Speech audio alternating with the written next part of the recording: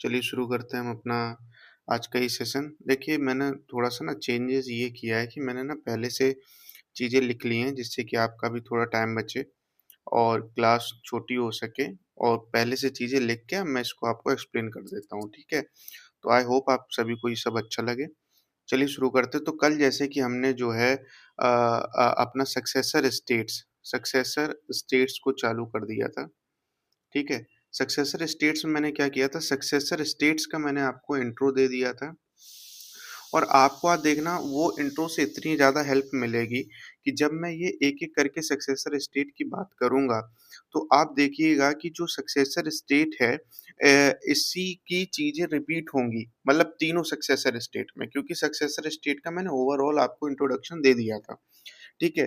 तो आज हम पहला सक्सेसर स्टेट शुरू करेंगे और वो है बंगाल सूबा, ठीक है? बंगाल सूबा। पहली चीज़ आपको बंगाल सूबा में ये ध्यान रखनी है कि बंगाल सूबा माने जो आज की डेट का हमारा बंगाल, ओडिशा और बिहार आता है, ठीक है? ये बंगाल सूबा कहला रहा है, इसको आप शॉर्ट फॉर्म में याद करने के लिए बॉब शब्द का इस्तेमाल कर सकते हैं।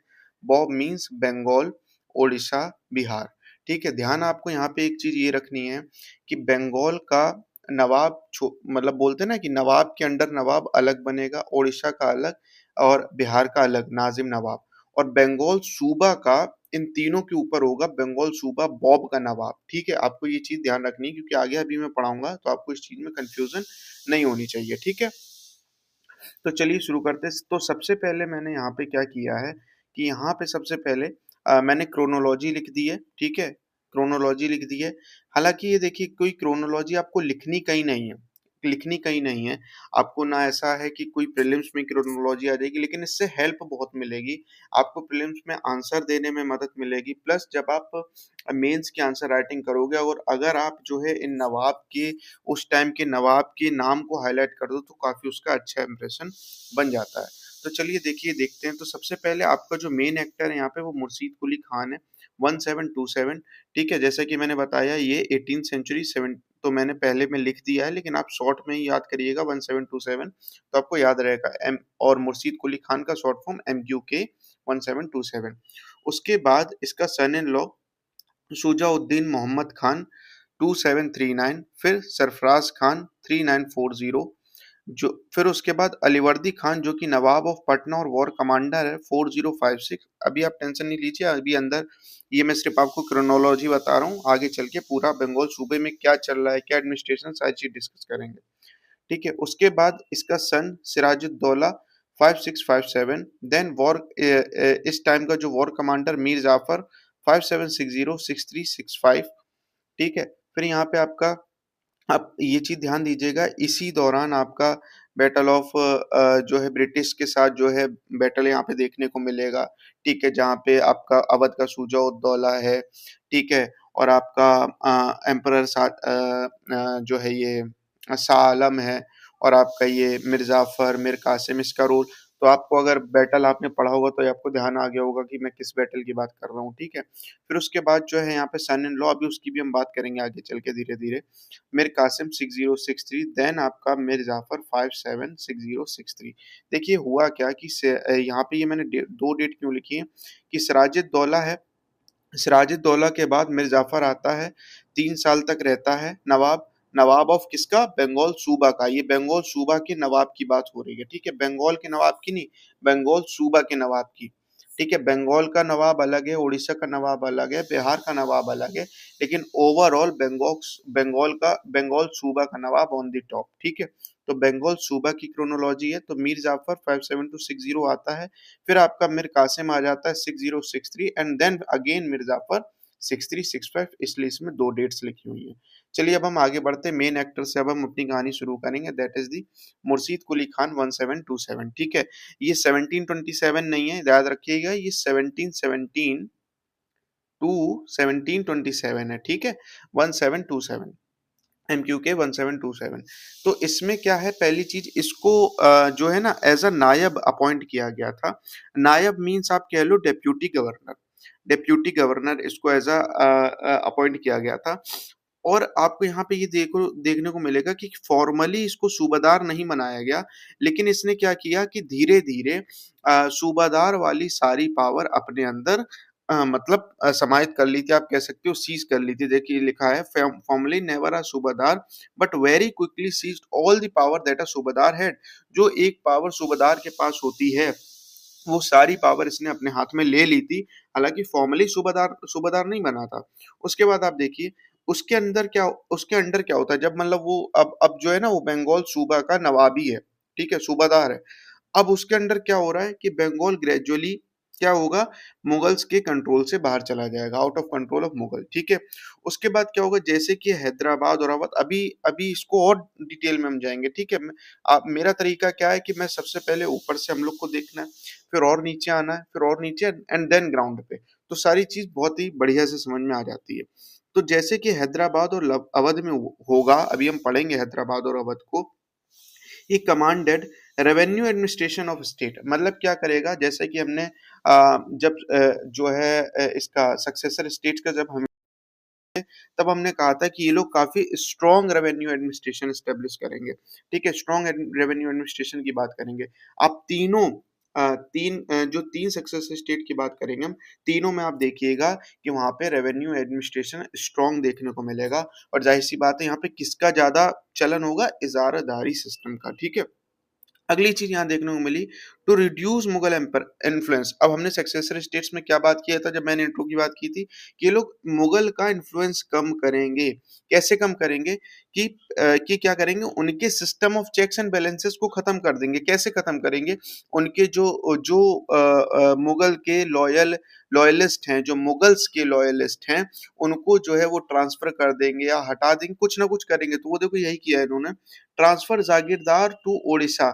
मतलब किसको, जो मुगल के अपॉइंटेड किए गए मनसबदार थे, जागीरदार थे या उनके लॉयलिस्ट थे, ठीक है? लॉयलिस्ट मेन टर्म यहाँ पे कहना चाहिए कि जो मुगल्स के लॉयलिस्ट थे उनको क्या किया, ओडिशा ट्रांसफर कर दिया। ये देखिए, बंगाल, बिहार, ओडिशा, ठीक है? ओडिशा ट्रांसफर, अच्छा ओडिशा ही क्यों ट्रांसफर किया? देखिए एक होता है ना, जैसे कि बॉब है, बंगाल है, तो वहां पे एक कोर एरिया होता है, ठीक है? तो यहाँ पे ना ओडिशा क्या है कि आउटर में पड़ रहा है, मैप में भी देखिए नीचे की तरफ पड़ रहा है।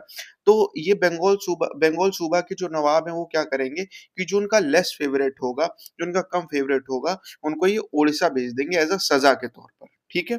सजा के तौर पर।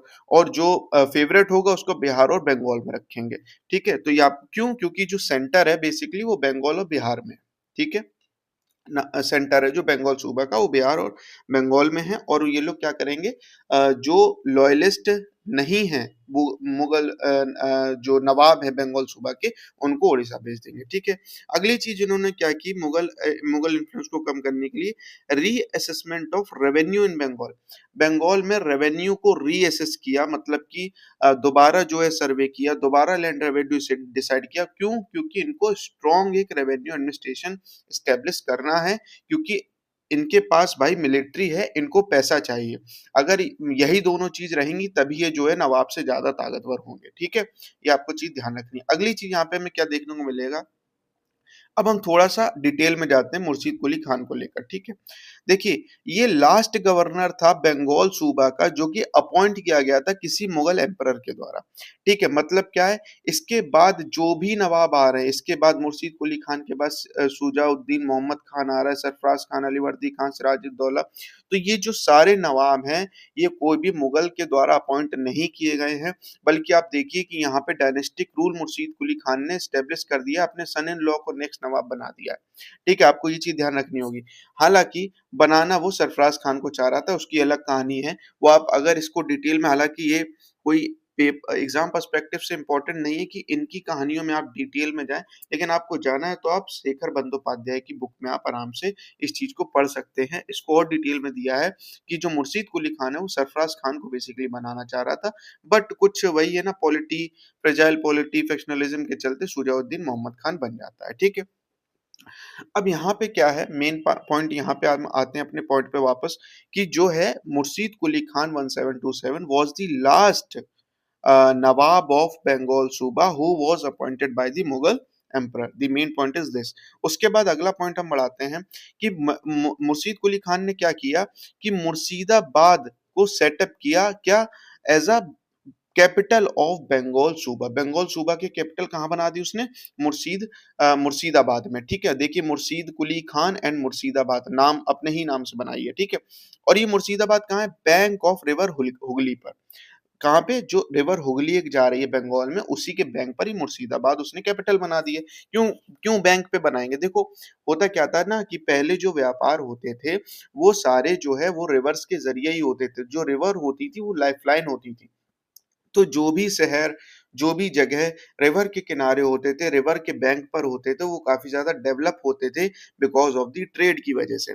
ठीक है, तो इसीलिए क्या है ना, मेन मेन जो आपका कैपिटल है वो ज्यादातर आपको देखने को मिलेगा कि वो रिवर के किनारे ही होंगी। ठीक है, अगर आप इतिहास में जाओ तो भी आप पाटलिपुत्र वगैरह, जो उस टाइम मगध वगैरह का एम्पायर था, वो भी आप देख सकते हो कि मगध मगध एम्पायर भी कहीं ना कहीं इसी वजह से और ज्यादा मजबूत था। ठीक है, तो हम जब एंशिएंट पढ़ेंगे, मिडिवल पढ़ेंगे, तब उसमें और ज्यादा हम इन चीजों की बात करेंगे। चलिए अब बात करते हैं थोड़ा सा हुगली पोर्ट के बारे में जान लेते हैं। देखिए हुगली पोर्ट एक इंपॉर्टेंट पोर्ट है, क्यों, क्योंकि वहां पे ट्रेड हो रहा है। लेकिन बाद में क्या होगा, जो ब्रिटिशर्स होंगे, बी आर माने यहाँ पे मैंने ब्रिटिशर्स की शॉर्ट फॉर्म लिखी हुई है, तो ये क्या है, ये ब्रिटिशर्स हैं,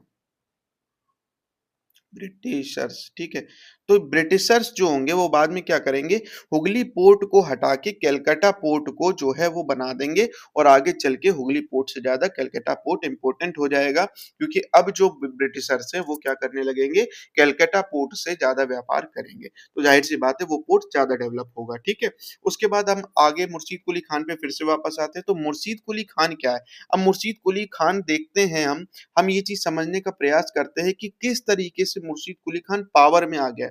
क्यों मुर्शीद कुली खान के पास इतनी पावर हो गई है कि उसको जो है मुगल एम्परर का भी उस पर कोई कंट्रोल नहीं है। ठीक है, देखिए क्या है, सबसे पहले 1700 में इसको दीवान बनाया गया। दीवान माने क्या है, कलेक्टर ऑफ रेवेन्यू। मैंने बात किया था ना, जब हमने zamindari system, sorry, land revenue system हमने जब देखा था, तो हमने देखा था कि इंटरमीडियरी जमींदार क्या कर रहा था कि अगर खलीसा लैंड है तो उसका रेवेन्यू कहाँ पहुंचा रहा था, दीवान के पास। और वो सारे सूबा के दीवान क्या करते थे कि जो है सेंट्रल ट्रेजरी जो होती थी, जो यूनियन फाइनेंस वाली जो मिनिस्ट्री होती थी, वहां पे पैसा पहुंचा देते थे। ठीक है, यही दीवान लोग, तो यही दीवान बनाया गया था मुर्शीद कुली खान 1700 में। ठीक है, अच्छा, इसी पॉइंट पर एक सवाल मैं आपसे पूछूंगा, आप कमेंट में इसका जवाब दीजिएगा, पढ़ चुके हैं कि अगर खलीसा लैंड होता था तो इंटरमीडिएट जमींदार उस लैंड रेवेन्यू को दीवान के पास पहुंचाता था।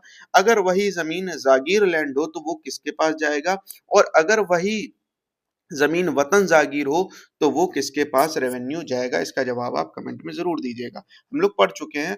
आई आई होप कि आपको कोई भी इस क्वेश्चन में कठिनाई नहीं लग रही होगी, बहुत ही आसान सा क्वेश्चन है। ठीक है, फिर उसके बाद प्लस क्या किया, अब ये देखिए दीवान है कहाँ का, बंगाल सूबा का। ये दीवान किसका है, ये बंगाल सूबा का है, बंगाल वगैरह का नहीं, बंगाल सूबा का, पूरे बंगाल सूबा का दीवान है ये। 1700 में इसको अपॉइंट किया गया है। प्लस क्या हुआ कि इसको जो है ना डेप्यूटी नवाब बना दिया गया, किसका, बंगाल का। बंगाल सूबा नहीं है ये, बंगाल है। आप ध्यान ध्यान से देखिएगा, इनमें कंफ्यूज मत होइएगा। बाद में इसको क्या किया गया, डेप्यूटी नवाब बना दिया गया बंगाल का, प्लस गवर्नर बना दिया गया ओडिशा का। किसके द्वारा बनाया गया, फारूक सियार 1319 के द्वारा। फारूक सियार कौन है, जो मोहम्मद शाह रंगीला के पहले आ रहा है और जहांदर शाह के बाद आ रहा है। ठीक है, पहले औरंगजेब आता है, फिर हमारा बहादुर शाह आता है, फिर जहांदर शाह आता है, फिर फारूक सियार आता है, देन हमारा मोहम्मद शाह रंगीला आता है। ठीक है, तो ये कहानी चल रही है पूरी। फारूक सियार क्या करता है कि जो है बंगाल का डेप्यूटी गवर्नर मुर्शीद कुली खान को बनाता है, प्लस गवर्नर बना देता है ओडिशा का। ठीक है, और दीवान है वो पहले से ही मुर्शीद कुली खान बंगाल सूबा का, आप ध्यान रखिएगा। फिर उसके बाद क्या होता है, अब यहाँ देखिए 1717 का जैसे ही समय आता है वैसे ही इसको गवर्नर बना दिया जाता है, नाजिम बना दिया जाता है बंगाल सूबा का, और दीवान पहले से था ही। तो आपको देखने को मिल रहा है, आप सोच के देखिए, पूरे बंगाल सूबा का गवर्नर कौन, मुर्शीद कुली खान। पूरे बंगाल सूबा का दीवान कौन, मुर्शीद कुली खान। बंगाल का डेप्यूटी गवर्नर कौन, मुर्शीद कुली खान। ओडिशा का गवर्नर कौन? मुर्शीद कुली खान। क्या आपको यहाँ पे ओवर कंसंट्रेशन ऑफ पावर नहीं दिखाई दे रही है? बिल्कुल दिखाई दे रही है साहब, कि मुर्शीद कुली खान में ओवर कंसंट्रेशन ऑफ पावर हो गई है। जब सोच के देखिए कि एक ही पर्सन इतनी जगह अथॉरिटी लिए घूम रहा है, तो मुगल्स की कितनी ही चलेगी, कितनी ही चलेगी, आप सोच के देखिए। ठीक है, तो यहाँ पे ओवर कंसंट्रेशन ऑफ पावर होती है। इस वजह से होता क्या है, this ended the system of checks and balances in the Bengal. मतलब मुगल्स का जो चेक्स एंड बैलेंसेस सिस्टम था बंगाल सूबा के अंदर, कि उस सिस्टम की वजह से मुगल्स जो है बंगाल सूबा पे नजर रख पाते थे, वो सिस्टम ही खत्म हो गया। क्योंकि सारी पावरफुल पोस्ट पर कौन बैठा है? मुर्शीद कुली खान। क्या मुर्शीद कुली खान अपनी कमियां मुगल्स तक जाने देगा? बिल्कुल नहीं जाने देगा। क्या वो जो करप्शन कर रहा है मुगल बंगाल सूबा में, क्या वो उस चीज को मुगल्स तक पहुंचने देगा? बिल्कुल नहीं पहुंचने देगा। और इसी वजह से बंगाल में मुर्शीद कुली खान जो है वो पावर में आ जाता है। और आपको एक चीज मैं बता दूं, वैसे तो इसकी क्या है, जो जात होती है वो 7,000 के करीब होती है। 7,000 के करीब, मतलब आप सोच के देखिए, देखिए इसका कुछ मनसब वाली मनसबदार के तौर पर कुछ जात हो गए, और इसी में सवार भी इंक्लूड है। अब इसके पास 4-5 हजार की मिलिट्री है। उसके बाद इसके पास अब रेवेन्यू पावर भी है, क्योंकि ये दीवान है। इसके पास पॉलिटिकल पावर भी है, क्योंकि अब ये गवर्नर ऑफ बंगाल सूबा है। और ग्राउंड लेवल पर भी इसकी पावर है, क्योंकि बंगाल का डेप्यूटी गवर्नर है और उड़ीसा का गवर्नर है। तो ओवर कंसंट्रेशन ऑफ पावर है, मिलिट्री है इसके पास, सारी चीजें। तो जाहिर सी बात है उसका जो है इंडिपेंडेंट होना बहुत ही वाजिब सी चीज हो जाती है।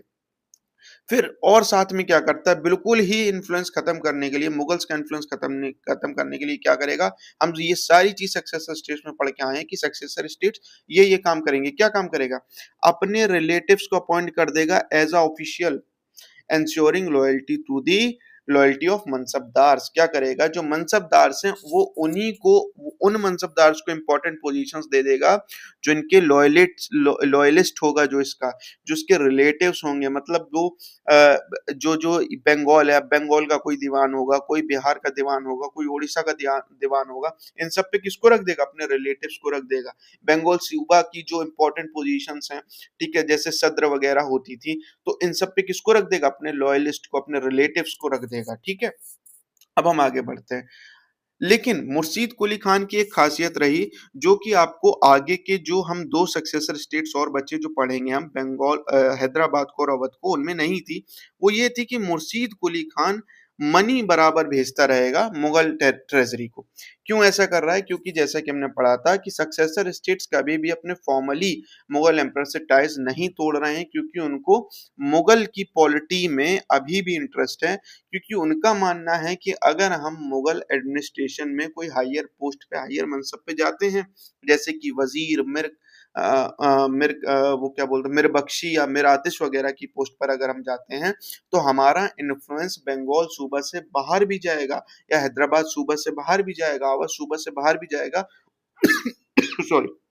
और हम पूरे जो है मुगल एम्पायर में हम अपना इन्फ्लुएंस बरकरार कर सकते हैं। ठीक है, इसलिए फॉर्मली अपने टाइज नहीं तोड़ रहे हैं। लेकिन मुर्शीद कुली खान इस टाइज को और भी ज्यादा मजबूत रखने के लिए क्या करता है, कि मुगल ट्रेजरी में मनी को बराबर भेजता रहता है, और इसका इस चीज का फायदा भी मिलता है इसको। ठीक है, हालांकि ये जो बात है कि जो रेगुलरली मनी भेजा जा रहा है मुर्शीद कुली खान के द्वारा, वो आपको देखने को मिलेगा कि जब अलीवर्दी खान आएगा, ये देखिए अलीवर्दी खान यहाँ पे आएगा, ये आएगा सरफराज खान के बाद। ये अलीवर्दी खान क्या करेगा, वहां से रेगुलरली मनी सेंड करना बंद कर देगा मुगल एम्पायर में, और यहीं से जो है झड़प शुरू होगी थोड़ी सी बंगाल नवाब में और मुगल एम्पायर में। ठीक है, हम देखेंगे उसको। फिर उसके बाद अब मुर्शीद कुली खान ने जो सबसे बाद में, जो सबसे बोलते हैं ना, हुक्म का इक्का फेंका जाएगा सक्सेसर स्टेट्स के द्वारा, वो यही होगा कि दे implemented, Murshid Quli Khan implemented dynastic rule. वो डायनेस्टिक रूल स्टेब्लिश कर देता है, और अब वो जो है जाहिर सी बात है रूल ऑटोनॉमसली रूल करेगा। स्टेब्लिश बंगाल एज, और बंगाल को ऑटोनॉमस रीजनल पावर बन जाएगी, ऑटोनॉमस रीजनल पावर बन जाएगा बंगाल सूबा। ये बंगाली बंगाल सूबा है। ठीक है, बंगाल सूबा।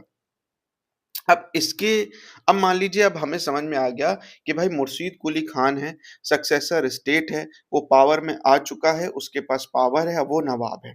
अब देखते हैं कि वो नवाब है, उसके अंतर्गत एडमिनिस्ट्रेशन कैसा चल रहा है मुगल बंगाल सूबा का, वो भी तो हमें जानना है ना, वो भी तो जरूरी है हमारे लिए। चलिए उसको देख लेते हैं। भाई हाइलाइट्स ये थे कि भैया इसके राज्य में, बंगाल सूबा में पॉलिटिकल स्टेबिलिटी थी। पॉलिटिकल स्टेबिलिटी का मतलब क्या है? अब काफी लंबे समय तक ये इनकी जो है डायनेस्टी रूल कर रही है, कोई भी जो है हस्तक्षेप नहीं हो रहा है, एक स्टेबिलिटी है, कोई लड़ाई झगड़ा नहीं, मतलब ये सारी चीज आप पॉलिटिकल स्टेबिलिटी मतलब समझ रहे हो? कोई जैसे कि पॉलिटिकल इंस्टेबिलिटी क्या होती है कि बार बार सरकार चेंज हो रही है, बार बार नवाब चेंज हो रहा है, तो ऐसा कुछ नहीं है, यहाँ पे स्टेबिलिटी है। ठीक है।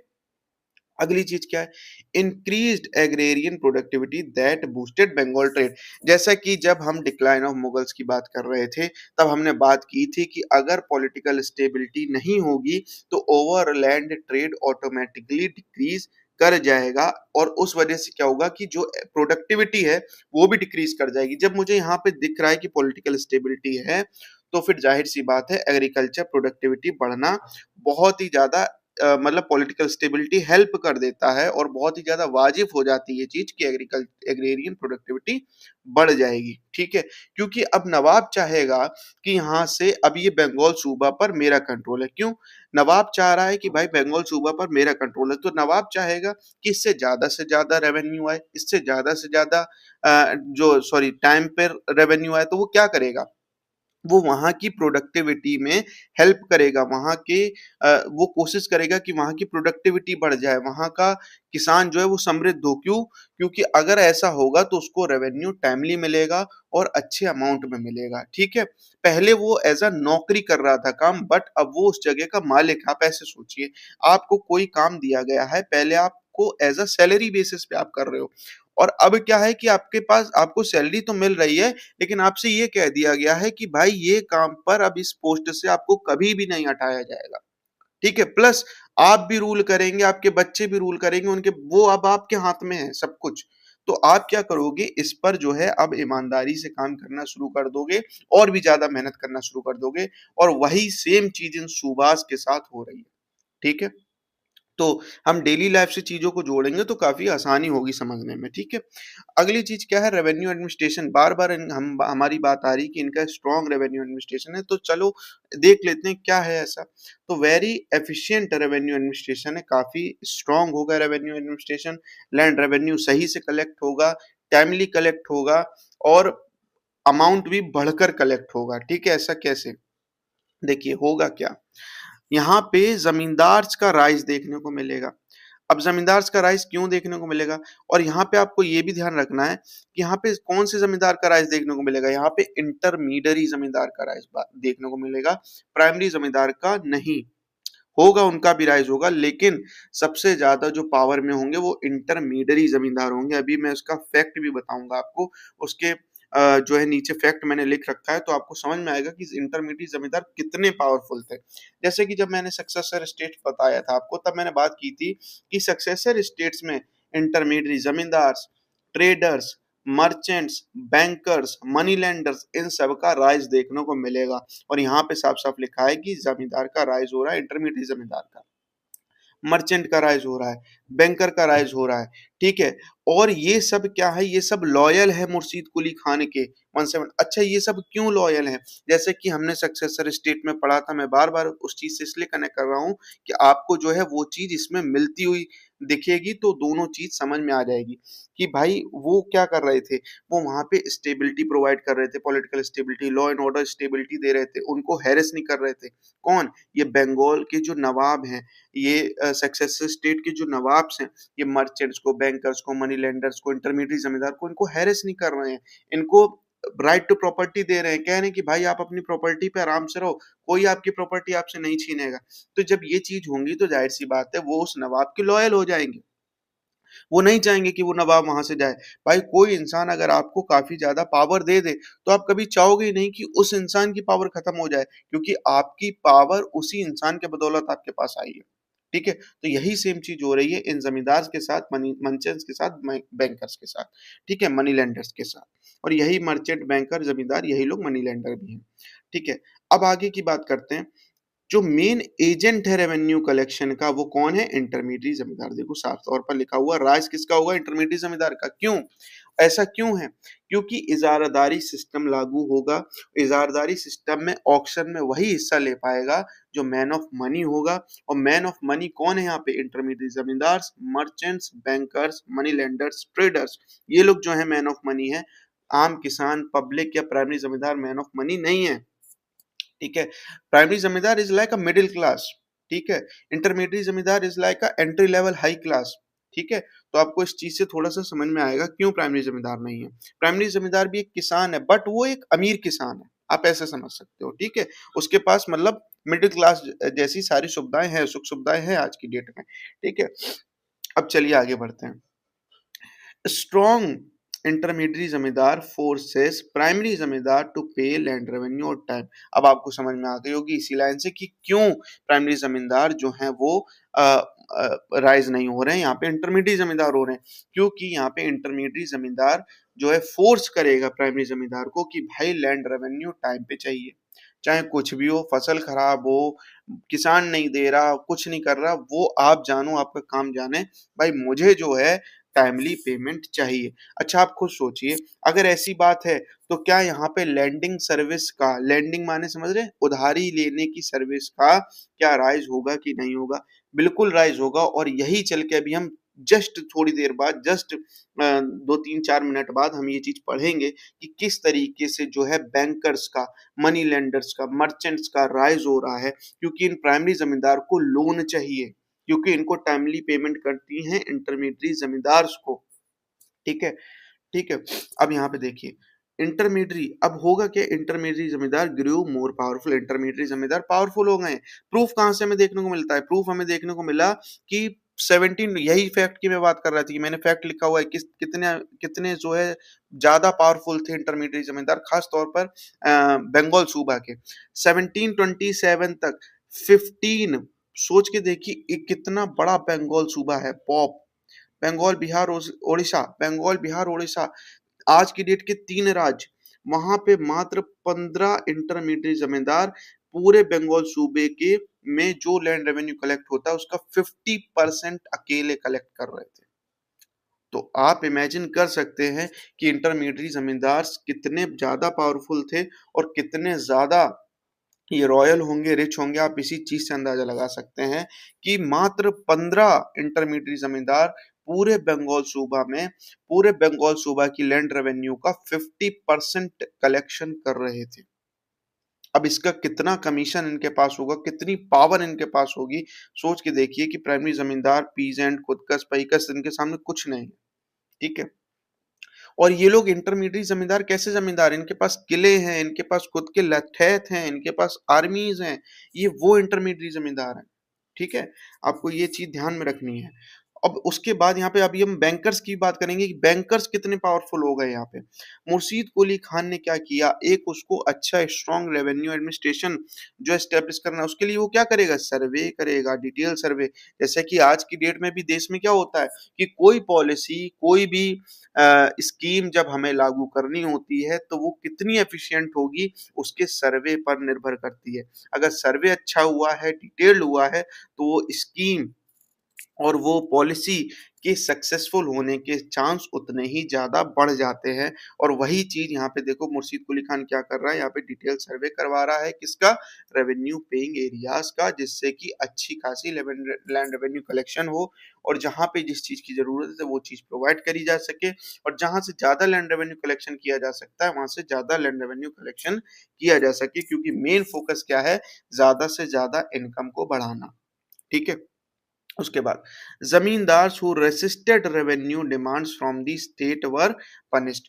जो भी जमींदार ने क्या किया भाई, रेवेन्यू डिमांड को रेसिस्ट किया, उसको पनिशमेंट दी जाती थी। इसीलिए प्राइमरी जमींदार डर रहा है इंटरमीडिएट जमींदार से क्यों? क्योंकि उसको पनिशमेंट दी जा रही है। हो सकता है उसकी मिल्कियत उससे छीन ली जाए, उसकी ज़मीन उससे छीन ली जाए, हो सकता है उसके ऊपर टैक्स ज़्यादा लगा दिया जाए, हो सकता है उस पर जो है उसकी प्रॉपर्टी छीन ली जाए, लैंड रेवेन्यू जो भी लैंड रेवेन्यू बचा है उसको कलेक्ट करने के लिए कि नहीं भाई आप कलेक्ट नहीं कर पा रहे हो तो आपकी लैंड रेवेन्यू हम ज़ब्त कर लेते हैं।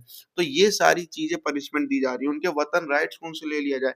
तो ये सब पनिशमेंट हो रही है प्राइमरी ज़मींदार्स के लिए, इसलिए वो जो है डर के मारे उन्हें वो करना पड़ रहा है जो इंटरमीडिएट ज़मींदार कह रहे हैं, ठीक है? तो यहाँ पे ये देखिए लिखा हुआ है जो भी ज़मींदार ने रेसिस्ट किया डिमांड को, रेवेन्यू डिमांड को, उसको पनिश किया गया।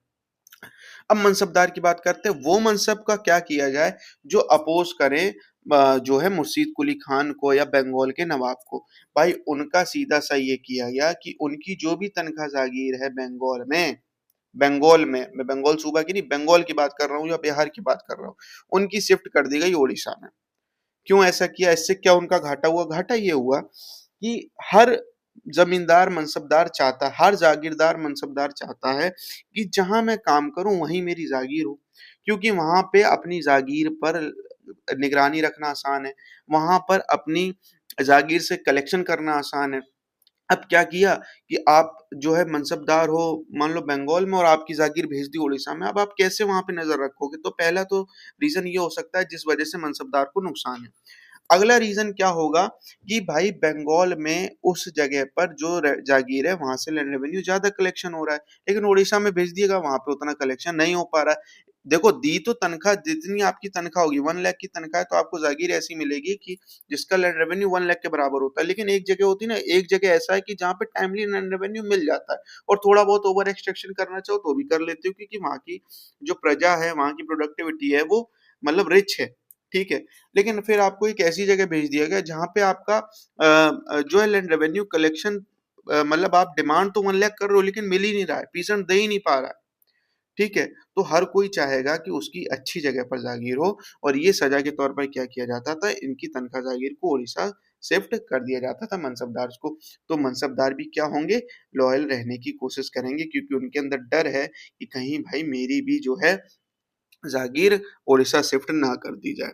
और मुगल के जो अपॉइंट किए हुए मनसबदार थे, जो मुगल के लॉयलिस्ट थे, उनकी तो कर ही दी गई थी उड़ीसा में, ठीक है।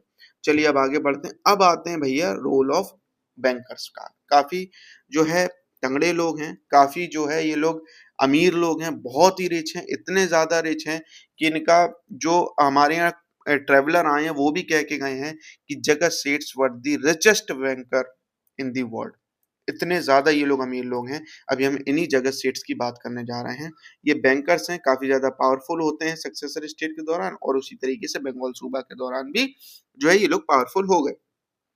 अब रोल ऑफ बैंकर्स का क्या है, और यहाँ पे स्पेशली हम बात करेंगे हाउस ऑफ जगत सेट्स की। House of Jagat Seths of Bengal were the richest banker in the world, ठीक है। इस तरीके का क्लेम किया जाता है। चलिए अब आगे बढ़ते हैं। इन ये लोग कर क्या रहे हैं? ये लोग कर रहे हैं भाई जमींदार को लोन दे रहे हैं, उधारी दे रहे हैं। क्यों दे रहे हैं आपको समझ में आ रहा है? अभी हम जमींदार पे बात करने के आए, क्योंकि प्राइमरी जमींदार को टाइमली पेमेंट करना है इंटरमीडिएट जमींदार को, इंटरमीडिएट जमींदार को टाइमली पेमेंट करना है दीवान ऑफ बंगाल सूबा को या बंगाल को या उड़ीसा को या बिहार को।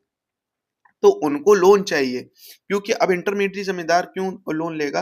क्योंकि भाई मान लो उसको तो दीवान को देना है ना, अब उसको प्राइमरी जमींदार ने नहीं दिया तो वो क्या करेगा? तो वो भी जो है इन जगत सेठ से, इन बैंकर से लोन लेगा। प्राइमरी जमींदार भी इन बैंकर से लोन लेगा। कोई चीज नवाब को चाहिए वो भी इन बैंकर से लोन ले रहे हैं। ये लोग इतने ज्यादा अमीर हैं, ठीक है। उसके बाद जो मर्चेंट्स हैं उनको भी लोन यही लोग दे रहे हैं। क्यों मर्चेंट्स को क्यों चाहिए? क्योंकि इनको इजारदारी सिस्टम के ऑक्शन में जीते हैं ये लोग, तो उस ऑक्शन की भरपाई करनी है, जो भी ऑक्शन इन्होंने बोली लगाई है, प्लस इनको अपना बिजनेस करना है, इनको अपना ट्रेड करना है, तो इस सब के लिए ये लोग लोन ले रहे हैं। फिर उसके बाद प्रोवाइडेड मनी रेमिटेंस सर्विस, और ये मनी रेमिटेंस सर्विस भी ये बैंकर्स लोग दे रहे हैं। और किसके जरिए दे रहे हैं? बंगाल में और बंगाल के बाहर भी। मतलब आपको कोई पैसा बंगाल में मंगवाना है या बंगाल के अंदर ही किसी को भेजना है या बंगाल के बाहर किसी को भेजना है, तो वो सर्विस भी ये बैंकर्स प्रोवाइड कर रहे हैं। और ये किसके द्वारा करते हैं? वाया हुंडी नेटवर्क के द्वारा, ठीक है। अब हम आते हैं जगत सेठ्स की बात करते हैं। तो जगत सेठ्स क्यों पावरफुल थे, अब आप देखिए, ये इतने ज्यादा पावरफुल थे कि इनको अपॉइंट कर दिया गया था as the treasurer of the bank in the Bengal in the 1730 में। 1730 में इनको treasurer of the bank appoint कर दिया गया। मतलब अब बंगाल का सारा पैसा कहाँ है, जगत सेठ के पास, ठीक है। प्लस इनको क्या कर दिया गया, इनको रॉयल मिंट का दरोगा भी बना दिया गया। रॉयल मिंट, पैसा छप रहा है, कॉइन छप रहे हैं जो भी बंगाल सूबा के, तो वो ये लोग छपवा रहे हैं, ठीक है। तो रॉयल मिंट का दारोगा भी बना दिया, कंट्रोल हो गया इनके पास। अब क्योंकि ये रॉयल मिंट के दारोगा हैं तो ये क्या करेंगे भाई, ये फॉरेन एक्सचेंज सर्विस के लिए, foreign exchange and currency exchange service के लिए भी रिस्पॉन्सिबल हैं। तो मॉनेटरी पॉलिसी भी इनके हाथ में, मतलब आप सोच रहे हो पूरा पैसे का सेक्शन जो भी है वो बैंकर्स के हाथ में है।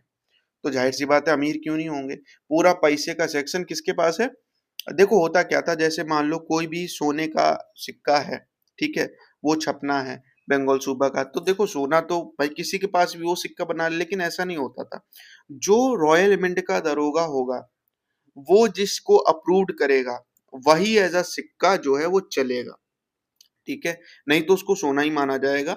मतलब सोने का या कॉपर का जो भी आपका कॉइन है, ठीक है, उसको जो है जो रॉयल मिंट का दर होगा वो अप्रूव करेगा तभी वो जो है चलेगा। तो और वही कंट्रोल इन्हें जो है मिल गया था जगत सेठ्स को, ठीक है। ये सब बंगाल सूबा का नवाब दे रहा है इनको, ठीक है। अब आगे की बात करते हैं। अब यहाँ से इतनी चीज से हमें समझ में आ गया कि बंगाल सूबा में जो पावर है वो सेंट्रलाइज तो नहीं है। कैसे नहीं है सेंट्रलाइज, भाई नवाब के पास भी पावर है, दीवान के पास भी पावर है, इंटरमीडिएट जमींदार के पास भी पावर है, बैंकर्स के पास भी पावर है, जगत सेठ्स के पास पावर है। तो आप देख रहे हो पावर जो है वो डिसेंट्रलाइज है, सेंट्रलाइज नहीं। और यहाँ पे एक चीज और मैं जोड़ूंगा, वॉर कमांडर के पास भी पावर है। क्यों, क्योंकि मिलिट्री तो वॉर कमांडर के पास है ना, ठीक है। अब हम यहाँ से देखेंगे कि डिसेंट्रलाइजेशन का हम एक प्रूफ देखेंगे, प्लस हम यहाँ पे देखेंगे कि जगत सेठ्स कितने पावरफुल है, प्लस इसी चीज से हमें देखने को मिलेगा कि मुगल्स की वीकनेस हमें देखने को मिलेगी, प्लस इसी चीज से हमें देखने को मिलेगा फ्रेजाइल पॉलिटी और फैक्शनलिज्म भी देखने को मिलेगा, बोथ इन द बंगाल सूबा की पॉलिटी में भी फ्रेजाइल पॉलिटी और फैक्शनलिज्म देखने को मिलेगा, और फ्रेजाइल पॉलिटी और फैक्शनलिज्म मुगल एम्पायर की पॉलिटी में भी देखने को मिलेगा। ये एक छोटे से एग्जांपल से। कैसे भाई, अलीवर्दी खान क्या होता है, ये वो मात्र एक वॉर कमांडर है, वॉर कमांडर ऑफ बंगाल है और नाजिम ऑफ पटना है, ठीक है। नाजिम माने नवाब ऑफ पटना है। ये कोई जो है उस फैमिली से संबंध नहीं रख रहा है मुर्शीद कुली खान की, ठीक है। और ये क्या करता है, ये कोप दी टाट डिसाइड करता है। कोप दी टाट माने तख्ता पलट, तख्ता पलट मतलब ये जो है अब राजा को पलटने जा रहा है। कब, ये 1740s में डिसाइड करता है। उस टाइम जो है नवाब कौन होता है, सरफराज खान होता है। 3940, आप देखिए 40 में इसका टेन्योर एंड हो रहा है। और सरफराज खान को हटा के ये खुद जो है बंगाल सूबा का नवाब बनना चाहता है। और ऐसा करने में इनकी मदद कौन करता है, जगत सेठ्स। आप सोच के देखिए, ये इतने पावरफुल है कि ये बैंकर्स हैं और फिर भी ये जो है बंगाल सूबा की पॉलिटी में हिस्सा ले रहे हैं। ये डिसाइड कर रहे हैं कि हु विल बी दी नवाब। अगर ये जगत सेठ अलीवर्दी खान का साथ ना देते तो अलीवर्दी खान जो है वो नवाब नहीं बन पाता, क्योंकि ये मॉनेटरी मदद कौन देगा, जगत सेठ ही देंगे। तो जगत सेठ एक्चुअली होता क्या, अगर आप इसको भी शेखर बंदोपाध्याय में पढ़ो तो सरफराज खान जो है क्या करता है, जगत सेठ की बेइज्जती कर देता है, इंसल्ट कर देता है। इस वजह से जो है जगत सेठ जो है सरफराज खान को हटाना चाहते हैं और अलीवर्दी खान जो है वो नवाब बनना चाहता है, और इसी के चलते ये कोपटी टाट होता है। और प्लस साथ में हमें देखो दोनों चीज हमें देखने को मिल गई, जगत सेठ्स की पावर हमें देखने को मिल गई, fragile polity factionalism in the Bengal administration में हमें देखने को मिल गया, ठीक है। जगत सेठ्स क्या है, वो मानते हैं कि जो सरफराज खान है वो इनएफिशिएंट एडमिनिस्ट्रेटर है, इसलिए उसको हटाया जाना चाहिए। और अलीवर्दी खान जो है जगत सेठ के साथ मिलके कोपटी टाट कर देता है और जो है खुद जो है अगला नवाब बन जाता है।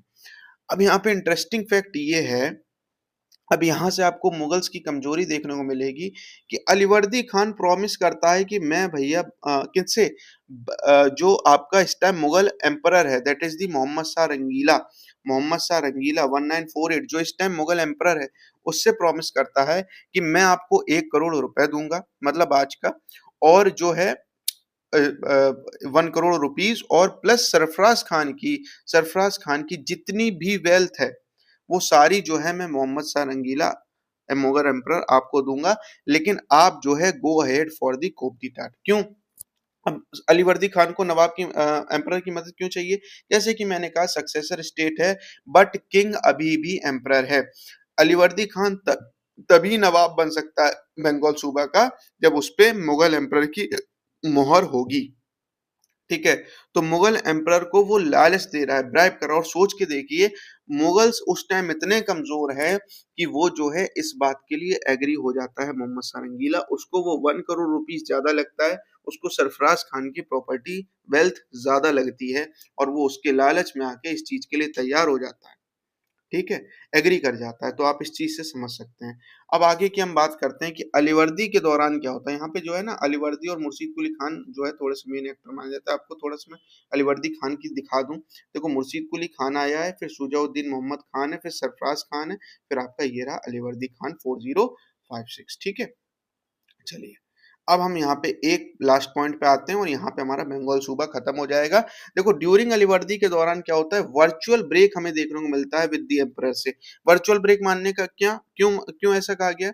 क्योंकि यहाँ पे आप देखिए जो नवाब अलीवर्दी है वो अपॉइंट करता है मनसबदार को बिना किंग की रेफरेंस से। मतलब पहले क्या था, कोई नवाब मनसबदार जो है भले ही नवाब अपनी मर्जी से ही डिसाइड कर रहा है, बट किंग को रेफरेंस रहता था, that is the Mughal king को एक रेफरेंस रहता था, उसको पता रहता था, वो एग्री होता था, उसे बताया जाता था कि भाई जो है हम ये मनसबदार अपॉइंट कर रहे हैं या ये मनसबदार को हम ट्रांसफर कर रहे हैं या ये मनसबदार को हम हटा रहे।